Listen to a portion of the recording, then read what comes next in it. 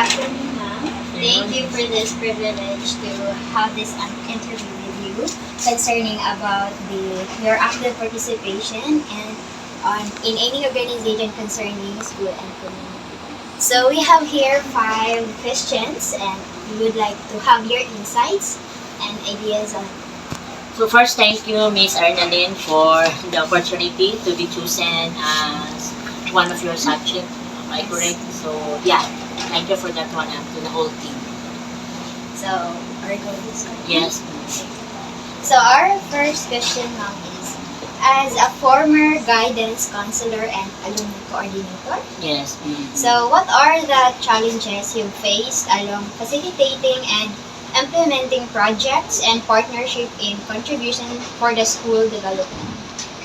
Okay. Let us start with being an alumni coordinator.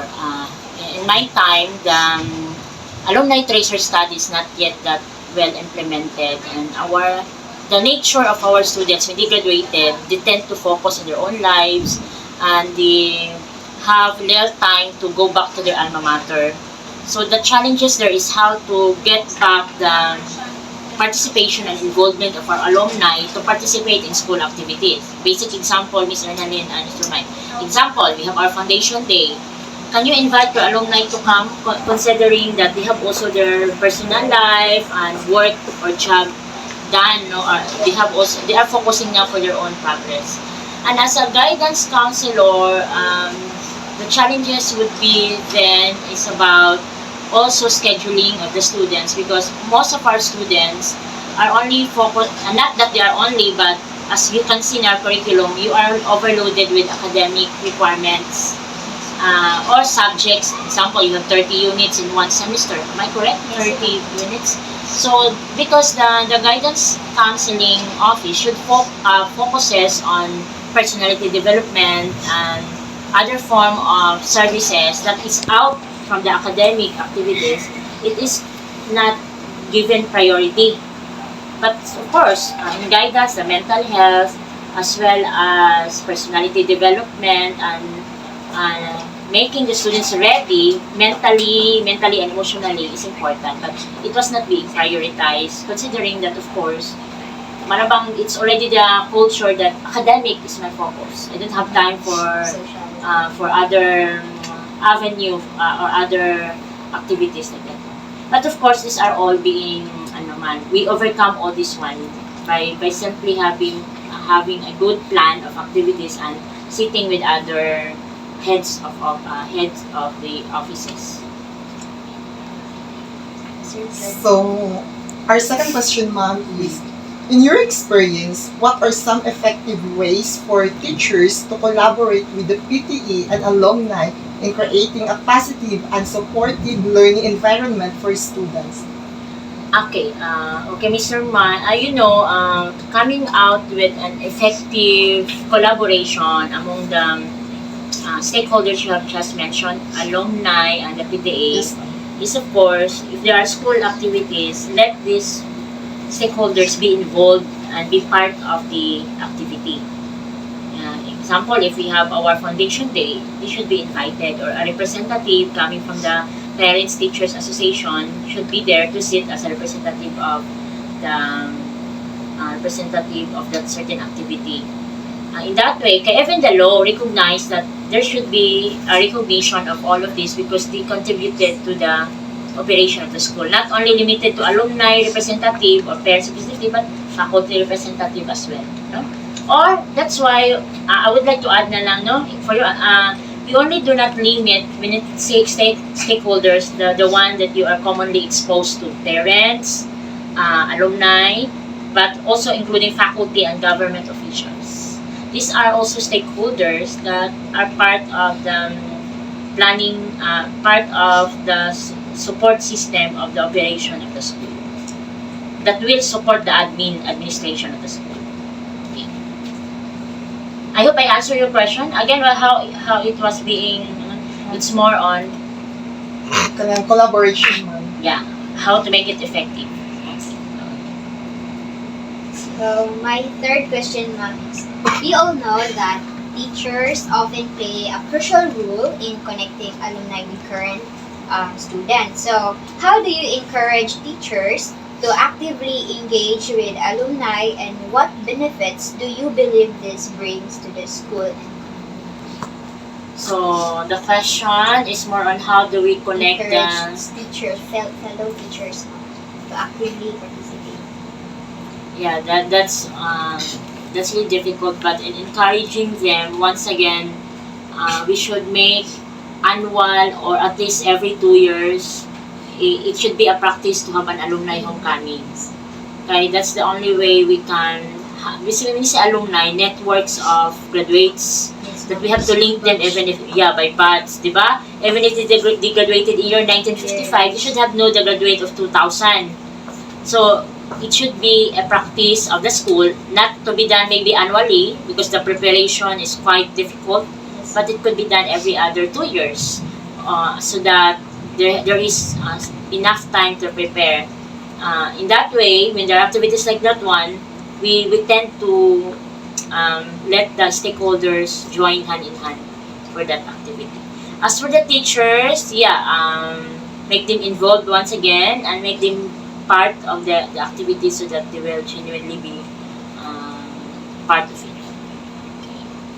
So, our fourth question, ma'am, is how do teachers ensure that the involvement of PTE organization supports the academic and social development of the students?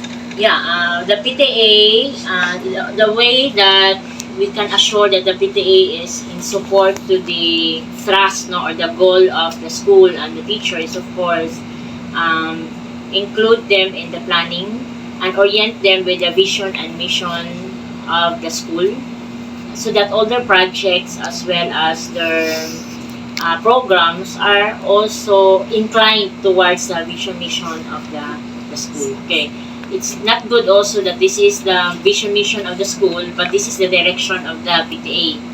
So the PTA should work hand in hand with the school or with the school's personnel or administration. So, for our last question, ma'am, is that before that, we would like to congratulate you for having for receiving the Asia's Golden Icon Awards. Thank you. Congrats kayo, ma'am.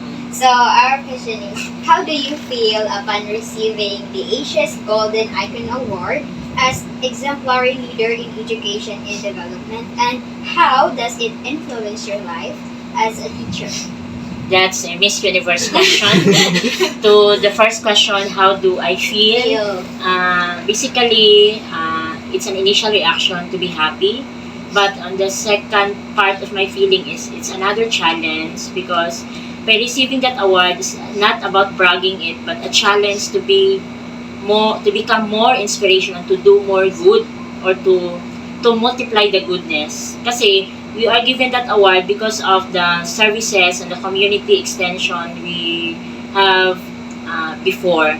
So they give that award so that you continually do it, and not only for that moment that you do it because there's an award, but you should also be the model to other to do same act of serving the community.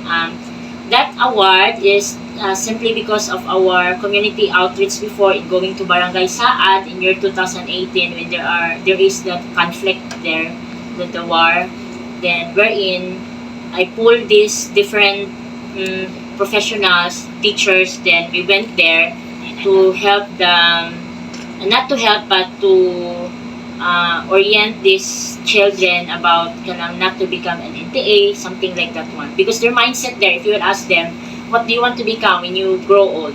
I want to become like it, because that is the orientation, very prevalent. I want kayo ang NTA nga influence. Again, what is that last question there? How how does it influence your life as a teacher? Yeah, that life, being a teacher should not only be in the four-wall classroom. Because the real life, and the real problem, and real people, and real problem is outside, not inside the class. You will become more effective in your teaching if you have a wider exposure in the community because you bring the real life experience towards the theories you are teaching. That's why most of my advocacy is really more on going there, going out there, And also recently we have this critical incident stress debriefing with men in uniform in Holo because they are highly because of the traumatic experience they feel when they serve a warrant to a particular criminal or murderer, no? But instead niya, it was being accepted, there's a chaos. Parang exchange of fire, gun, exchange of fire between the men in uniform and the MNLF there. Because that man is supported by the MNLF. More on doing our best to serve the community. Yeah, and I hope you do the same when you graduate, that you only not limit yourself on your personal responsibility. After I graduate, if I have my job, I earn a salary, I only think of myself, but think of how can you help in contributing to the community's welfare. We lack that kind of people. It's very rare to find that one because I have my salary, I don't care. But it's not about only giving money, but it's about what is your, di ba, mga skill niya na that you can contribute. In what way you can serve. Focus sa mas ng professional. Yeah, that's one thing. So, you are one of our inspirations. Thank you. So,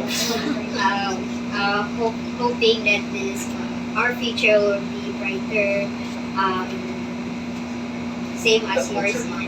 So thank you for that answer and insight. We are very privileged and honored to hear that. So, Mike, thank you. Yes, you're very welcome. Thank you also for the opportunity. Thank you. Congratulations, Mike and Miss Angeline, for a job well done, and to the whole team. Thank you.